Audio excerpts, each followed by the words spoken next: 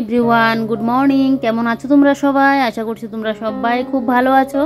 যে যেখানে আছো ঈশ্বরের কৃপায় আমরাও ভালো আছি। তো আমার নতুন আরেকটি ব্লগে তোমাদের সবাইকে জানাই ওয়েলকাম। আই হোপ আজকের ব্লগটাও তোমাদের ভালো লাগবে। এখন ঘড়িতে বাজে 9টা। তো ঘুম থেকে উঠেছি কিন্তু আজকে একদম সকাল সকালে, তোমরা দেখেওছিলে আগের ব্লগে। তো ঘুম থেকে উঠে আজকে একদম বেডরুমটাকে পুরো ডিপ ক্লিন করে নিয়েছি। তো একসাথে যদি ব্লগটা শেয়ার করতে যাই না, বেডরুম ডিপ ক্লিন তারপর সারাদিনের কাজ বাস, তাহলে ব্লগটা অনেকটা লং হয়ে যাবে, আবার তোমরা দেখতে যাবে না। তো তার জন্য ভাবলাম যে না, এখন 9টা থেকে আরেকটা ব্লগ শুরু করে দিই, আর একসাথে দেখাতে গেলে অনেকটা লং হয়ে যাবে। তাই কারণ বেডরুম ডিপ ক্লিন করতে গেলে তো অনেকটা সময় লাগে। এই বেশি একটা যদিও আমি সময় নিয়ে নিই, আজকে 1 ঘন্টা সময়ের মধ্যে করলাম, কারণ আমার আর অন্য বাদ বাকি কাজও ছিল। আর পুরো ঘর তো আর ডিপ ক্লিন করিনি, যতটুকু করার ততটুকুই করলাম। প্রত্যেক দিন তো আমি কিছু কিছু করে রাখি তাই। তো এদিকে দেখো চুলটা এখন আশ্রিয়ে নিয়েছি, আর মাথা দিয়েছিলাম তেল। এত পরিমাণে গরম লাগছে না, তেল দিয়েছিলাম সেদিন। ঘুম আসছিল না, মাথা যন্ত্রণা, তেল দিয়েছিলাম একদম চুপকে চুপকে তেল দিয়েছিলাম। একদম যা পরিমাণে তেল, দেখবে গরমের মধ্যে তেল দিলে না, যখন বেশি গরমটা লাগে তেল যেন পুরো ভেয়ে ভেয়ে মুখের মধ্যে আসে, এরকমটা হয়। কিন্তু আমি আবার তেল ছাড়া পারিও না, তেলটা আমার দিতেই লাগে। যাই হোক, এদিকে ঘর ডিপ ক্লিন করে তারপর একদম চুলটা আশ্রে পরিপাটি হয়ে গেছি। তো পরিপাটি হয়ে এবারে রান্নার জোগাড়ে লেগে পড়লাম। তো এদিকে দেখো ভাতটা আগে বসিয়ে দিচ্ছি, আর সকালের জন্য ভাজি করে নেব। তো আগে প্রেশার কুকারে ভাতটা বসিয়ে একটা ভাজি কোনো কিছু করে দেবো। কালকের মাংস যদিও আছে, তোমাদের দাদাভাই বলছে সকালবেলায় মাংসটা খেয়ে যাবে না, একটা কোনো কিছু ভাজি দিয়ে খেয়ে যাবে, কারণ কালকে দুপুরবেলায় রাত্রিবেলায় মাংস খাওয়া হয়েছে তো তাই। তো এদিকে দেখো ভাতটা বসিয়ে দিলাম। তো ভাতটা বসিয়ে এদিকে কিন্তু আমি আবার 2টা কেটে নিয়েছি, এই করলা কেটে নিয়েছি। তো এগুলোকে না ভাজি করে নেবো। এগুলো আস্তে আস্তে ভাজি করা যায়, আবার ছোটো ছোটো করে কেটে বেগুন দিয়েও কিন্তু করা যায়। তো আমি একদম তাড়াহুড়ো বলে আস্তে আস্তে কিন্তু করে নিচ্ছি। ওই যে সকালবেলায় বেডরুমটা ডিপ ক্লিন করলাম, হাতে সময় ছিল বলে। তো এখন তো রান্নাঘরে আসলাম, 9টা 10-15 মতো বেজে গেলো, চুলটা আস্তে আসলাম। তো সে এখন তাড়াহুড়ো করে বসিয়ে দিচ্ছে, কারণ তোমাদের দাদাভাই আবার 9:30 10টা বাজতে 15 মিনিট আগে কিন্তু আবার দোকানেও চলে যাবে। তো এখন তাড়াহুড়ো করে কিন্তু আমি করে নিচ্ছি, বাজেগুলো করে নেবো। আর এদিকে তো ভাত হয়ে যাবে, প্রেশার কুকারে ভাত হতো তার বেশিটা সময় লাগে না। আবার যদি 9:30 বেজে যেত তাহলে আবার আজকে পারতামই না, বর আজকে না খেয়ে দোকানে যেতে লাগতো। আর এইরকমটা আমি করিও না, দরকার হলে আমার কাজটা ফেলে রাখবো, পরে করব। কারণ ও চলে গেলে তো আমি আমার মতো করে আস্তে ধীরে কাজগুলো করতে পারি, তখন তো আর আমার এত তাড়াহুড়ো থাকে না রান্নার। সে আবার দুপুরে খাবার করলেই হয়। তো সেই বরকে সবসময় চেষ্টা করি একটু খাইয়েই দোকানে পাঠানোর জন্য, কারণ ও না অন্য কোনো কিছু খেয়ে ওর আবার পেটে সয় না। তো তার জন্য চেষ্টা করি একটু যাতে ভাতই খেয়ে যেতে পারে। তো এদিকে দেখো করলাগুলো একবারে ভাজি হবে না, তো আবার বাদ বাকি করলাগুলো দেবো। এই ফাঁকে আমি কয়েকটা বাঁশকুড়ুল নিয়ে নিচ্ছি কুড়িয়ে। তো আজকে বাঁশকুড়ুলটাকে না বাঁধাকপির শাকের মতো রান্না করব। বাঁশকুড়ুলকে যেটা বেম্বু শুট বলে, জানি না তোমরা সবাই চেনো কিনা এটাকে, হয়তো অনেকে চেনো আবার অনেকে চেনোও না। এটা কিন্তু মাংস দিয়েও খাওয়া যায়, আবার নিরামিষভাবেও খাওয়া যায়, আবার শুটকি মাছ দিয়েও খাওয়া যায়, অনেকভাবে কিন্তু খাওয়া যায়। ত্রিপুরা ট্রেডিশনাল একটা খাবার বলতে পারো। এটা যা টেস্ট লাগে, আমার তো একদম কি বলবো তোমাদেরকে, এতটা টেস্ট লাগে। বাঁশকুড়ুল মানে কি, বাঁশকুড়ুল দেখলেই যেন আমার জিভে জল চলে আসে। এরকম আমাদের যেরকম টক জিনিস দেখলে জিভে জল চলে আসে, এরকম বাঁশকুড়ুলটা এতটা আমার ফেভারিট। তো যাই হোক, এদিকে বাঁশকুড়ুলটাকে ভালো করে একদম গ্রেট করে নিয়েছি। এটাকে বাঁধাকপির শাকের মতো রান্না করব। তার জন্য দেখো আমি এখানে আদা আর কাঁচা লঙ্কাটাকে না বেটে নিচ্ছি। তো আগে আদাটা বাটছি, তারপর কাঁচা লঙ্কাটা বেটে নেবো। এই যে দেখো কাঁচা লঙ্কাটাও নিয়ে নিলাম। আর এদিকে যা ছোলা পড়লো, ওই যে বাঁশকুড়ুল যে কাটলাম, আলু কাটলাম, ওইগুলোকে ডাস্টবিনের মধ্যে ফেলে দিয়েছি। সাথে সাথে না জায়গাটা যদি পরিষ্কার করে নাও, তাহলে দেখবে নিজেরও কিন্তু অনেকটা কাজ কমে যায়। আর এই যে কাজ করে ফেলে রাখলাম, পরে একসাথে করব, তো পরে পরে করলে দেখবে একসাথে কিন্তু অনেকগুলো কাজ জমে যাবে, সেই নিজেরই আবার সময়টা লাগবে। তো একটু একটু করে যদি এই যে এখন যে জায়গাটা নোংরা হলো, সাথে সাথে এই জায়গাটা পরিষ্কার করে নেই, হয়তো সবসময় সম্ভব হয় না, পরেই করতে লাগে। কিন্তু সব কাজ যদি পরে পরে করি না, তাহলে দেখবে একসাথে কিন্তু কাজের পাহাড় জমে যাবে। আর যেহেতু আমি একা একা কাজগুলো করি, তাই চেষ্টা করি একটু গুছিয়ে গাছিয়ে করার। তো এদিকে বাঁশকুড়ের তরকারিটার জন্য মশলাপাতি সমস্ত কিছু এখানে দেখো ভিজিয়ে রাখলাম। চলো এবারে তরকারিটা এখন বসিয়ে দিই। তো কড়াটা বসিয়ে কড়ার মধ্যে তেলটা গরম হওয়ার পর শুকনো লঙ্কা, তেজপাতা, আর এদিকে দিয়ে দেবো এখন পাঁচফোড়ন। পাঁচফোড়নটা দিয়ে একটু নাড়াচাড়া দিয়ে শুকনো লঙ্কাগুলো কালো হয়ে আসবে। আর পাশে কিন্তু আমি আলুগুলো ভাজি করে নিচ্ছি বাঁশকুড়ের মধ্যে যে দেবো, পুরো বাঁধাকপির শাকের মতোই কিন্তু। তো এদিকে দেখো মশলাটাও দিয়ে দিলাম, আদা, কাঁচা লঙ্কা, জিরের গুঁড়ো, ধনের গুঁড়ো। তো এই যে মশলাটা দিয়ে ভালো করে একদম নাড়াচাড়া কিন্তু দিয়ে নিচ্ছি। দিয়ে তারপর আমি আগে থেকে যে বাঁশকুড়ুলটা একটু ভাপ দিয়েছিলাম, জলটাকে নিংড়িয়ে বাঁধাকপির শাক আমরা যেভাবে করি সেইভাবেই করছি কিন্তু, শুধু টমেটো দেবো না। এটা চাইলে তোমরা আবার বাদামও দিতে পারো, টমেটো দেওয়া যায়, তো আমি টমেটোটা দেবো না। তো এবার বাঁধাকপিটা দিয়ে নুন দিয়ে দিলাম, দিয়ে দেখো বাঁধাকপি বলছি, বাঁশকুড়ুলটা দিয়ে নুনটা দিয়ে দিলাম, দিয়ে ভালো করে একদম এইভাবে কিন্তু নাড়াচাড়া দিয়ে নেবো। এই যে দেখো ভালো করে মশলার সাথে এগুলোকে মিশিয়ে নেব, মিশিয়ে একদম ঢাকা দিয়ে দেবো।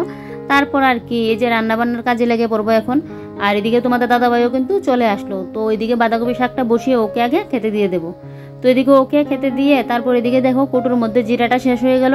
তো এখন জিরার গুঁড়াটা ভরে রাখছি। কি জানো তো, আমি যখন রান্না করতে আসি না তখন যদি দেখি যে আমার এই জিরা নেই, হলুদ নেই, তখন যা বিরক্তকর লাগে আমার। তাই যখন আমার রান্নাবান্না থাকেও না বা রান্নাবান্না বসিয়েও দিলাম তখন দেখছি মানে কৌটোটা খালি হয়ে আছে, সাথে সাথেই না আমি কৌটো একদম ভর্তি করে রাখি, না হলে আমারই যেন মাথা পুরো গরম হয়ে যায়। রান্না করতে এসে যদি ওইটা না পাই তখন দেখবে রান্না করতে গেলে কিন্তু লেটও হয়। যাই হোক, এদিকে রান্না হচ্ছে, এবারে রান্নাঘরটা ক্লিন করে নেব। তো এদিকে দেখো শিলনোড়াটা এদিকে নিয়ে নিয়েছি, আর এবারে শিলনোড়াটাকে ভালো করে মুছে নেব। আগে তো আমার শিলনোড়াটা নিচে ছিল, তখন আমার বাটতে গেলে যা অসুবিধা হতো।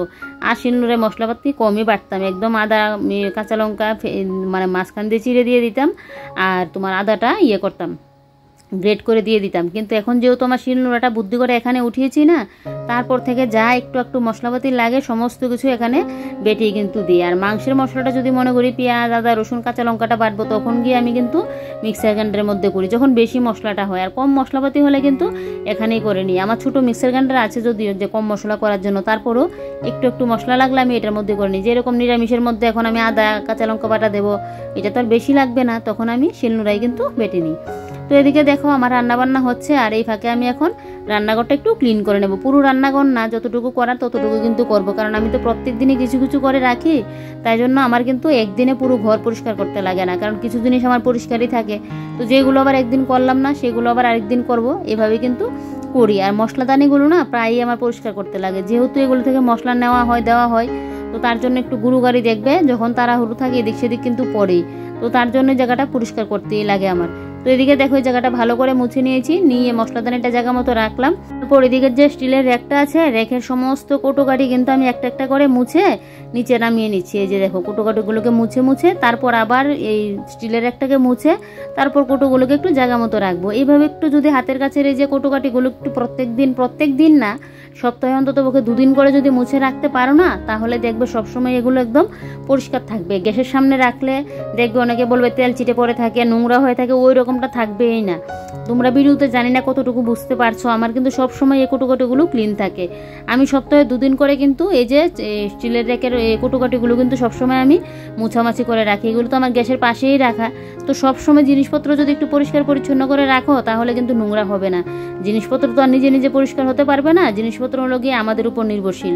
তো আমরা যেভাবে জিনিসপত্রকে একটু পরিষ্কার পরিচ্ছন্ন করে রাখবো সেভাবেই কিন্তু থাকবে, আর এটা দিনও যাবে আর ভালোও থাকবে কিন্তু।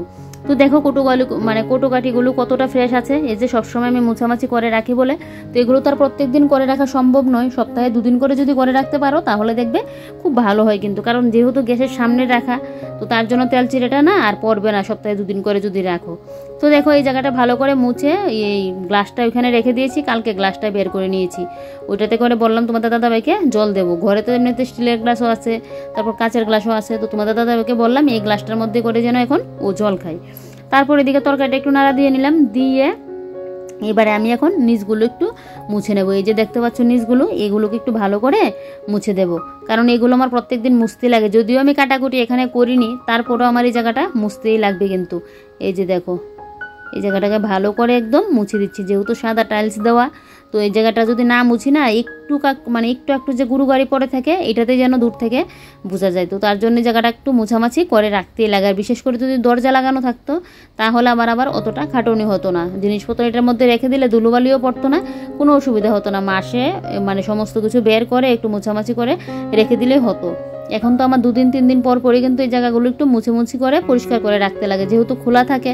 আর সেদিন তো দেখেছিলে আমি একদম সমস্ত জিনিসপত্র বের করে একদম মুছামাছি করে রাখলাম। তো এটা আমি সপ্তাহে 2 সপ্তাহে 1 দিন করে করি, আর না হলে এমনিতে পুরো জায়গাটা কিন্তু আমি ভালো করে মুছে নিই।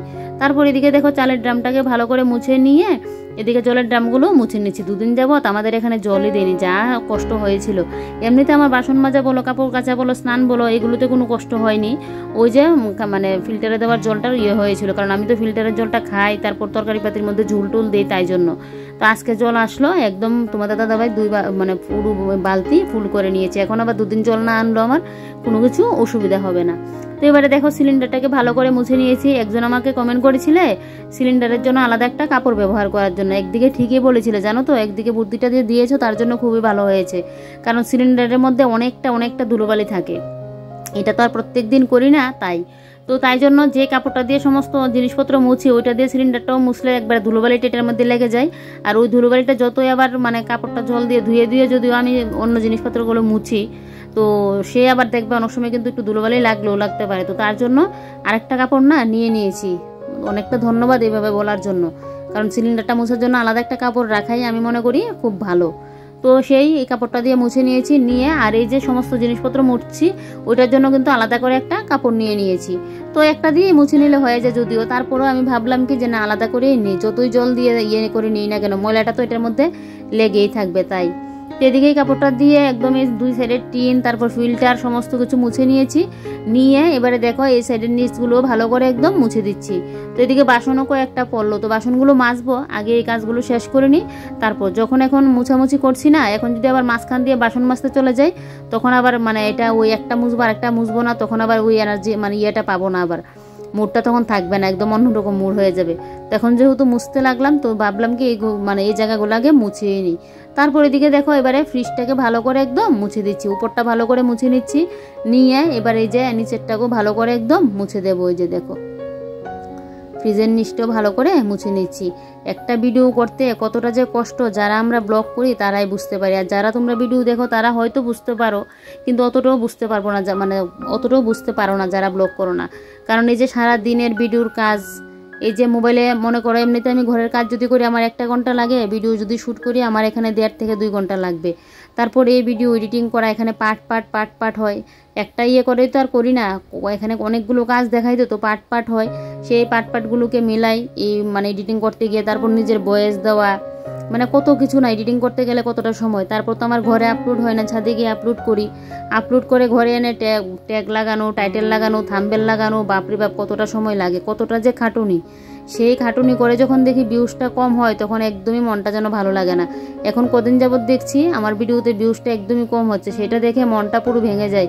যখন দেখি ভিউজটা আসে আর তোমাদের সুন্দর সুন্দর কমেন্টগুলো পাই তখন যেন ভিডিওতে মানে নেক্সট দিন কি ভিডিও দেবো সেটা যেন এমনিতে মনে একটা উৎসাহ জাগে। আর ভিডিওতে যখন ভিউজ দেখি না কম দেখি তখন একদমই ভালো লাগে না। আর এই যে এখানে মিষ্টিগুলো দেখতে পেলে, তো আমাদের এখানে একজন কালকে দোকান যাত্রা করেছিল তোমাদের দাদাভাইয়ের দোকানের সামনেই, তো সেই দোকান থেকে মিষ্টির প্যাকেটটা দেওয়া হয়েছে, কালকে রাত্রে এনেছিল, তো ওইটা ফ্রিজের মধ্যে রাখা ছিল, এখন এটাকে খুলে একটা বাটির মধ্যে নিয়েছে। আর কালকেও মিষ্টি খাওয়া হয়েছে, আর যা বাদ বাকি মিষ্টি রয়েছে এগুলো এখন ফ্রিজের মধ্যে রেখে দিয়েছি। তারপর এদিকে দেখো এবারে বাসনগুলো ধুয়ে নিচ্ছি। আর তোমাদেরকে একটা কথাই বলছি, জানো তো অনেকটা কষ্ট করে তো ভিডিও করি, তো প্লিজ তোমরা সবাই ভিডিওগুলো একটু শেয়ার করো, ভিডিওগুলো একটু দেখো, আর ভিডিওটা দেখার সাথে সাথে একটা লাইক করে দিও, কারণ তোমাদের সাপোর্টের ভালোবাসা ছাড়া কিন্তু কোনোদিনও এগিয়ে যেতে পারবো না। ইউটিউবে আসলাম নিজের পায়ে দাঁড়াবো, নিজে একটা কোনো কিছু করবো ভাবছি, এই স্বপ্নটাকে আমার আদৌ স্বপ্নই থেকে যাবে নাকি?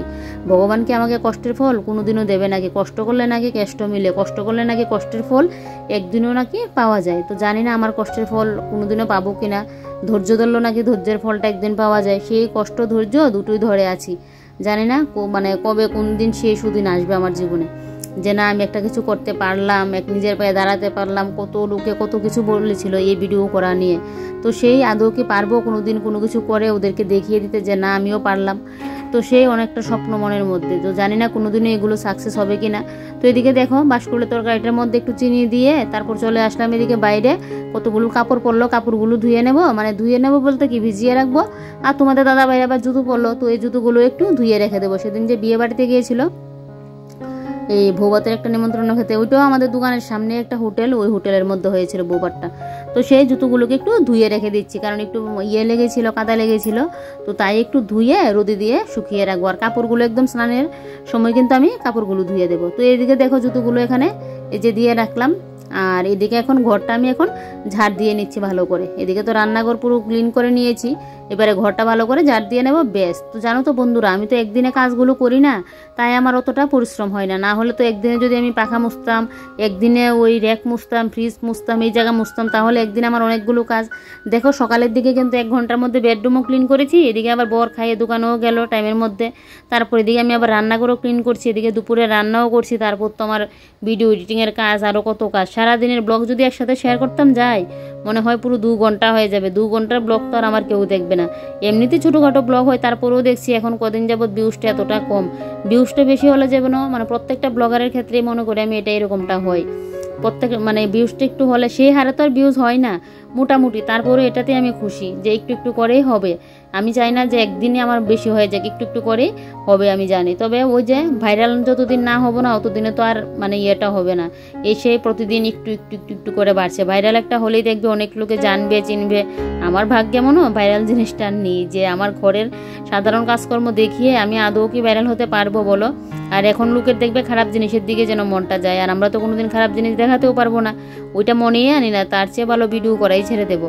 ভালো জিনিস দেখিয়ে যদি কিছু হয় তো হবে, আমার ঘরের সাধারণ কাজকর্ম দেখিয়ে যদি আমি ভাইরাল হতে পারি তাহলে তো হবো। তো জানি না এই ইয়েটা কবে হবে, সেই যদি একটু ভিডিওতে ভিউজটা না হয় একদমই যেন মনটা পুরো ভেঙে যায়। তো এদিকে দেখো স্ন্যাক প্ল্যান্টের পাতাগুলো ভালো করে মুছে দিয়েছি, মুছে দিয়ে এবারে দেখো এই যে তরকারির মধ্যে দিয়ে দিলাম একটু ঘি আর গরম মশলা। তো ঘি আর গরম মশলাটা না দিলে কিন্তু বাঁশকুড়ুলের এই নিরামিষ রেসিপিটা কিন্তু ভালো লাগবে না খেতে। তো তার জন্য কিন্তু আমি ঘি গরম মশলাটা দিয়ে দিলাম। এবারে হয়ে গেল নামানোর পালা। তো আমার খাওয়া দাওয়া এখনও হয়নি, আমি খাওয়া দাওয়াটা করবো, বাঁশকুড়ুলটা নামিয়েই আমি সোজা খেতে বসে পড়বো।